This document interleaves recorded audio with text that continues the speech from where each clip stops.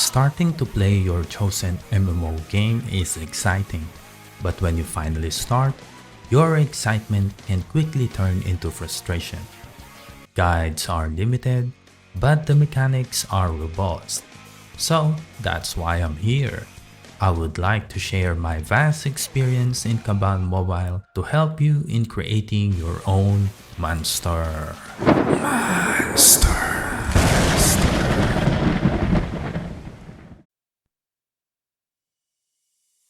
In this episode, we are going to talk about character creation, importance of stat point, how to get them, and suggested stat points for each class. But real quick before we get into it though, it will be a big help if you subscribe to my channel, give a like and hit that bell icon so you will not miss any of my videos. Let's not waste any more time here, so here we go. Creating a character is not that difficult. In Cabal Mobile, the free customization is quite limited. Class, gender, face,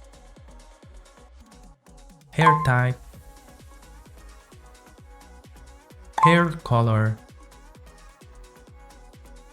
in-game name, and that's it. Now let's move to the importance of stat points. Every stat point can be assigned to strength, intelligence, and dexterity, and each stat point is used to improve a certain attributes.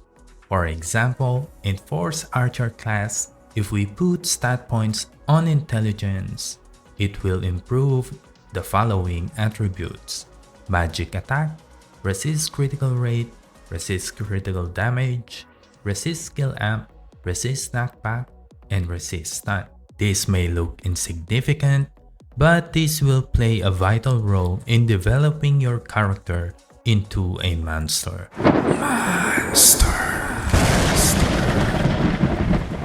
In every 10 levels, a new quest will appear. It is called the Battle Style Level Up quest. And in order for us to do this quest, we also need to meet stat requirements. Last but not the least, in order to equip armors and weapons, you must meet a certain stat requirements as well. With proper stat distribution, you can save owls and get the best result you desire. Now that we know the importance of stat points, let's start getting them. In the beginning, you have 5 stat points, and every level up, it will give you another 5. Leveling up your skill rank also gives you a certain amount of stat points as well. Some items such as this amulet also gives stat points. And finally, depending on which server you are playing, you can get stat points on the collection page. Now with all those things in consideration, here are my suggested stat point distribution for every class. Take note, this video allows you to equip the highest available equipment in Cabal Mobile today. Let's start with the Magic class. For the Wizard, here are my suggested stats. For Strength, we put 77, and Dex, 136, and the rest is to Intelligence. With this setup, we can gain the maximum damage possible. And if you find your Wizard dying too much, you can add more points to Strength and Dexterity. Strength 132, Dexterity 200, and the rest is to Intelligence. I don't suggest adding too much points to Strength and Dexterity as you will lose too much damage for your Wizard. For Dark Mage, the newest class in Cabal, I suggest to put 159 points to Strength, 136 to Dex, and the rest is to Intelligence. For some reason, some players choose to wear Crystal instead of Orb, and if you do so, you put 200 Dex instead.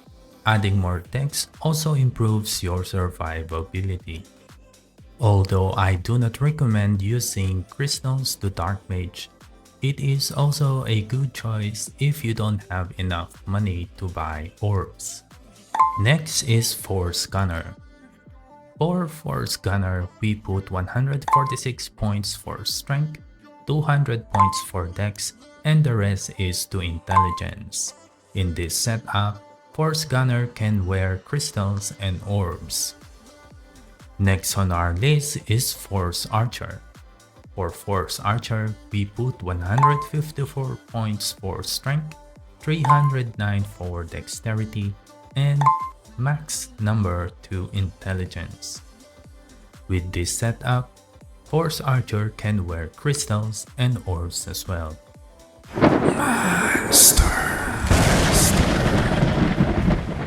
Now let's dive to the sword classes. First on our list is Force Blader.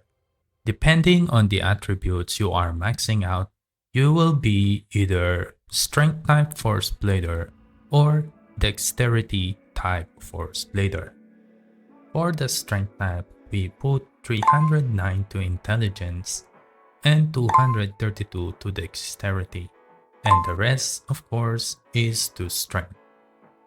I do also suggest that for Strength type Force Blader, you use Crystal and Blade for maximum damage.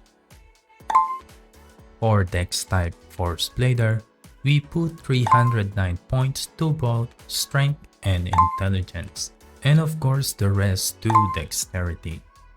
I do suggest Orbs and Katana for this type of Force Blader. In case you want to wear Blade instead of Katana, you just need to put 340 points to Strength instead.